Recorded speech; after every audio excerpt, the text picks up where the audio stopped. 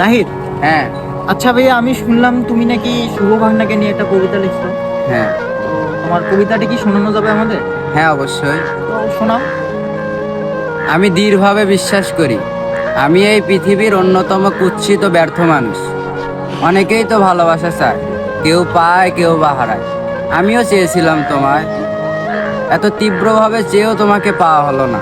আফসোস নেই এটা বলবো না, শখের মানুষকে পাওয়া হবে না, আফসোস তো থাকবেই। তুমি আমার সাথে থাকবে না, তোমাকে এই না পাওয়ার আফসোসটাই থেকে যাবে জীবনে চিরকাল। বুঝলে মরিচিকা, এমন ভাবে কোনো কিছুই চাইনি জীবনে। তোমাকে পেতে গিয়ে দেখলাম তোমাকে পাওয়ার জন্য বড় প্রতিদ্বন্দ্বী তুমি, তাই তোমাকে আর পাওয়া হলো না। আমার ভাঙা হৃদয় খুঁজতে গিয়ে দেখলাম সেই হৃদয়টা টুকরো টুকরো হয়ে গেছে। তবুও ভাঙা হৃদয়ে শুধু তুমিই আছো। তুমি চাওনি বলেই তুমি আমার হওনি, তুমি চাওনি বলেই আমি তোমাকে পাইনি। শুধু তুমি চাইলেই পৃথিবীর কোনো বাধাই তোমাকে আটকাতে পারতো না। মানুষ চাইলে কি না করতে পারে, পৃথিবী জয় করতে পারে, বিশ্বযুদ্ধ থামিয়ে দিতে পারে, অথচ তুমি আমার হতে পারবে না।